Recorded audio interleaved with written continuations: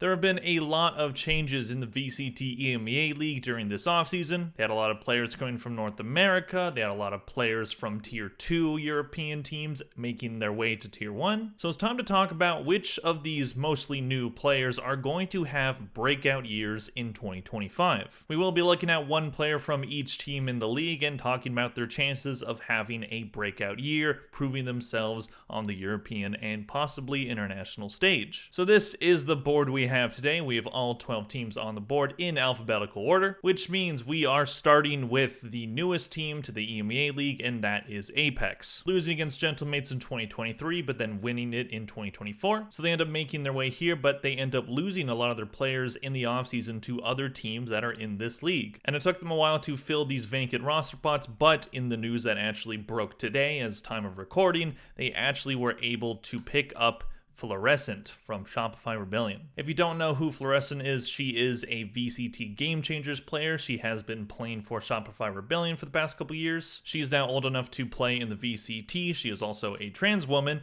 which is definitely going to make the comment section of every single video about her or anything about her just be peachy clean. But I'm sure Fluorescent is used to those hate comments by now. I'm sure she has gone through a lot of it in the past couple years. But what she has proven is that she is a very solid player. What we haven't seen from her yet is play in the VCT. Now she's here, she's going to have a lot to prove, so there is pressure on her, and especially with the pressure of Apex being a team that needs to have good results to be able to stay in the VCT EMEA League next year. If Gentlemates does better than them, then they will be kicked out. So it's very important, and Fluorescent needs to prove that all this hype that has been talked about her is worth it. Moving on, we have BBL Esports, a team that opted to go with an almost entirely new roster for the 2025 season. Early returns in the offseason showed that the roster has been performing pretty well. We'll see how sustainable that is. But one player that does look poised to have a breakout year is a player that was also on a team that went to the EMEA Ascension tournament, and that is Profec. Coming from Go Next Esports, Profec showed a lot of promise in Tier 2 Valorant last year. Looks like he's going to be BBL Smoke's player going forward, and if he can carry that play that he had in Tier 2 and what he's been showing so far in these offseason events,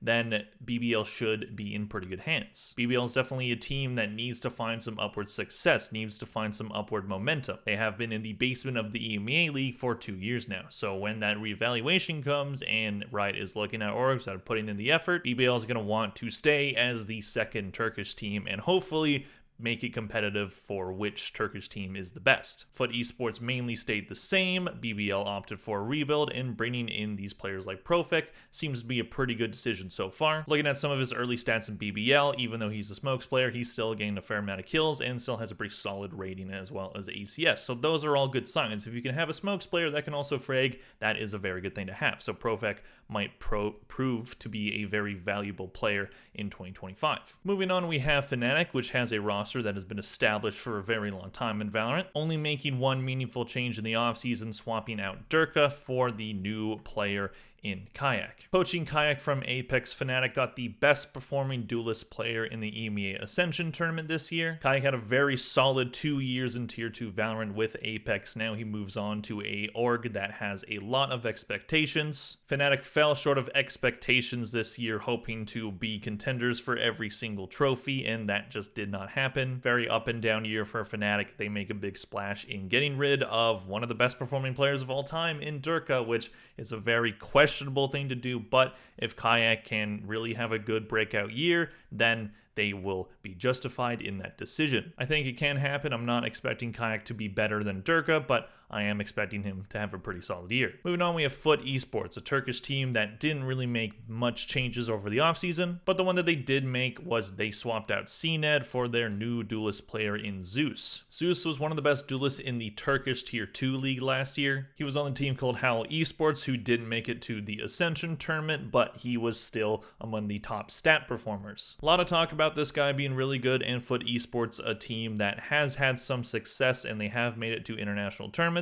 They haven't been able to make huge splashes aside from a couple upsets here and there. So with FUT Esports looking to turn it around, and with Turkey being seemingly a very deep talent pool for Valorant right now, Zeus is looking to prove that on the international stage, and I think he has the ability to do it. We'll see how the duelist position ends up looking like with the Neon nerfs coming, but I still think duelist players, they need to be able to play multiple people do is to be able to be really valuable. So if Zeus can prove that he can do that at the tier 1 level, then Foot should be better than they were last year. Moving on, we have Gentlemates, the other team that made it through EMEA Ascension. What they decided to do coming into the 2024 season is keep their roster entirely the same, which I thought was good. You give those players that got you there a chance to prove themselves. Unfortunately for them, it didn't go the way that the org would have wanted, so they opt for a mostly entire rebuild. So one of the players that I think could do very well for them is Robbie BK. He is going to be their IGL this season. He is coming from Netherlands, but he was playing in the France Tier 2 system. He was on a team called Job Life that did end up making it to the Ascension tournament, just couldn't make it to the playoff bracket. So he finds a job with another French organization in Gentlemates and a team that is really hoping to improve what they had last year. Seems like they got some pretty decent fish, and I think that as an IGL, Robbie can improve the team overall. Probably playing a more info initiator role. That's what he was playing on Job Life. So we'll see if Robbie BK can show his leadership skills and bring this team to out of the, pool of mediocrity that they were in last year. Moving on, we have Giant X, a team that is also trying to get out of that pool of mediocrity. They also made major changes in the offseason, bringing in 3 new players, and one of these players that I could see doing quite well for them is Tomazy. Tomazy was on the Carmine Corp roster last year, and just like that team, he was heavily inconsistent. Sometimes really good, he had a lot of good stats throughout the year, but Carmine Corp just really not doing well in that second half of the season. They seemingly peaked at kickoff and then couldn't do much in their own region after that. His stage 1 was pretty solid statistically, but his stage 2 left a lot to be desired. So now he's on this new team. He has a lot to prove, much like most of that roster. So I think that if Giant X is going to dig themselves out of the hole that they've been in, I think Tomazy is going to be a main driver of that. Moving on, we have Team Heretics. Now this is kind of a hard team to talk about in this video because Team Heretics made it to 2 grand finals in the year, were the best performing team in EMEA. They could not win a grand final to save their lives, but they were all performing very well. So in terms of talking about breakout seasons for these players, all of it was already last year. But instead of leaving the spot blank, I decided to put down Mini Boo, and I'll explain why. Mini Boo had a really good year. I was a big Mini Boo believer. It was really good for them at the start of the year. Maybe a kickoff could have gone better for all of the Team Heretics players, but they definitely learned from that experience. Then he was consistently solid for Team Heretics in their own region, but he did not attend Masters Shanghai, citing anxiety issues and the fact that he was still in school and trying to get that over with, so there was a lot of personal things holding Mini Boo back. Then when Team Heretics started to not perform as well in Stage 2 after that masterful performance by Patatech in Shanghai, there was definitely a lot of talk about Mini Boo and Team Heretics' choices of kicking Patatech out of the roster in favor of keeping Mini Boo. That was their plan overall, and that wasn't even meant to be the main swap because those two players play completely different roles. But when you have a player like Patatech do what he did in Masters Shanghai, it is of course going to leave a lot of question marks if you aren't seeing the same results from other players. And Mini Boo had a pretty slow start to Champs, but then he really started to pick it up, and he had a very, very solid performance in the second half of that tournament. I was singing his praises throughout the entire tournament. I was saying Team Heretics have a very good chance to win Champs, and Mini Boo was a very good driver of that. However, with just talking about the season and how it went, you can tell that there was a bit of inconsistencies. Overall, his year was quite good, but definitely looking for a bit more consistency with Mini Boo. If we can see Mini Boo's heights way more than we see his lows, we will be talking about this guy being one of, if not the best player in the entire world within a year. I think he has that potential. He was playing incredible on Neon before she got buffed. There's a lot of promise with this kid, and I think he's going to prove it. I think it's going to be a great year for Mini Boo. I really hope so at the very least. Moving on, we have Carmine Corp, a team that definitely went big game hunting during the offseason, picking up Sonic from Loud, one of the most storied IGLs in Valorant's history, as well as picking up Soigetsu, formerly of Na'Vi. But one of the more potentially underrated pickups that they had was picking up Elite, formerly of BBL. Now, Elite's kind of an interesting player to talk about because his year overall was statistically pretty solid, but most of that is from his Stage 1 performance in EMEA, where he was actually tied in rating with Leo. He had a 1.21 rating during that stage, so even though BBL was a pretty mediocre team during that EMEA Stage 1, he still ended up performing as well as Leo. Now, his numbers in Stage 2 definitely ended up dropping, and his stats at kickoff are kind of just okay. So we have a wide range of performances, at least statistically. Obviously, stats don't tell everything, but you can definitely look at how these players are,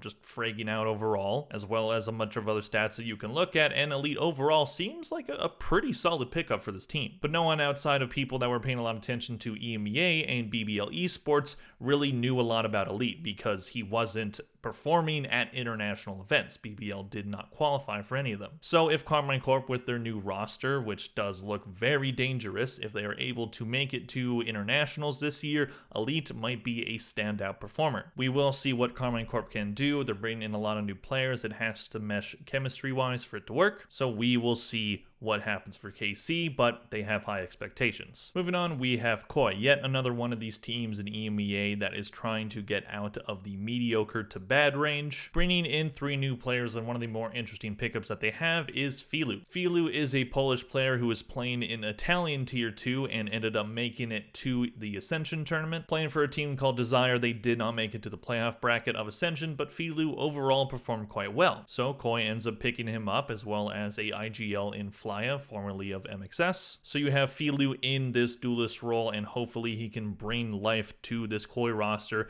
that just hasn't seemed to have any life the past 2 years. Thankfully, unlike last year, they actually built the roster before the season started, or at least, longer than 2 weeks before, which is what they did last year. So I'm still annoyed about that. But even so, Filu should be a solid pickup. Polish, they can frag sometimes, it's true. Moving on, we have Team Liquid, and we actually are talking about another Polish player in Kamek. Kamek makes his way over from the team Job Life, who were also in the Ascension tournament. Kamek, playing Flash Initiator and also Reyna for some reason, was pretty solid for them at that tournament, posting a 1.06 rating at the Ascension tournament. So even though the team didn't go very far, Kamek showcased himself enough to be picked up by Team Liquid, a team going through a lot of changes. Getting rid of 3 players from the roster last year, including their long-standing member Imyampi. So they're bringing in these new players, Kamek, Patatek, and the controversial Camo. We'll see how it all works together, but Kamek seems to be one of the better additions of those new 3. Patatek, I do kind of have my concerns about him because,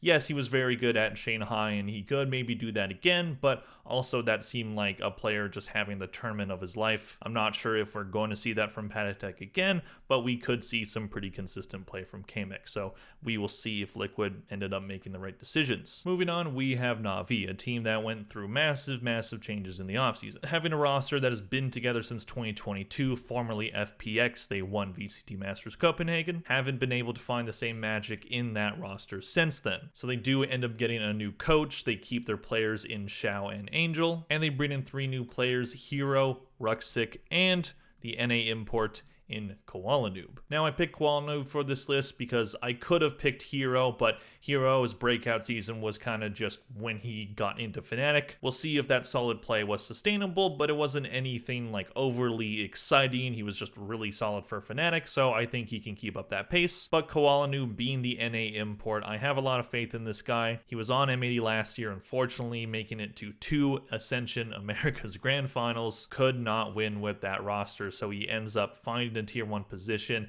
in EMEA. It was seemingly unlikely that he was going to get a spot in Tier 1 since the duelist position is just so saturated, but he does find his way to Nautis Vincer, an organization with a storied history in Counter-Strike and looking to do the same in Valorant. And I think it's a really solid pickup. We'll see if he can be flexible in the duelist role because he's not exactly the best Raze player, so he is going to have to learn that. But if he can be good on Neon, if he can be good on Jett, then Na'Vi should be in a decent position with him. Moving on, we have Team Vitality, a team that signed some of the biggest fish during the offseason. They picked up Durka, formerly of Fnatic, one of the best players that Valorant has ever seen. They picked up Les from Loud, one of the best Brazilian players that has ever played the game. And they retained Safe as well as Trex, 2 players that have been established in Valorant for quite a long time. So the only player that really leaves left to talk about in terms of breakout seasons is Kix. Now, Kix had an up and down season last year, much like Vitality themselves, going into the 2024 season with some pretty high expectations, but not being able to fulfill those expectations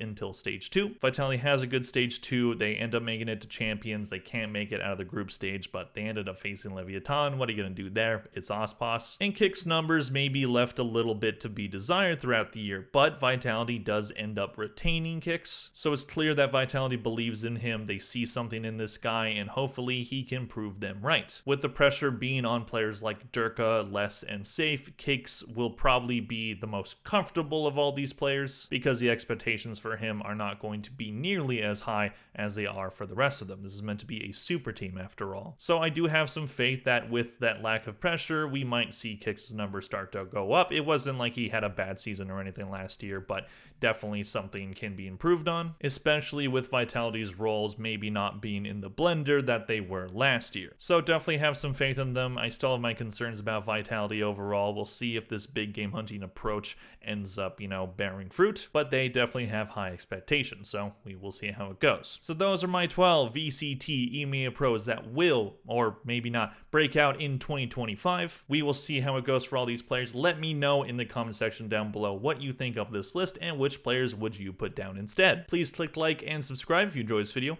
Thank you very much for watching, and I'll see you guys next one. Bye.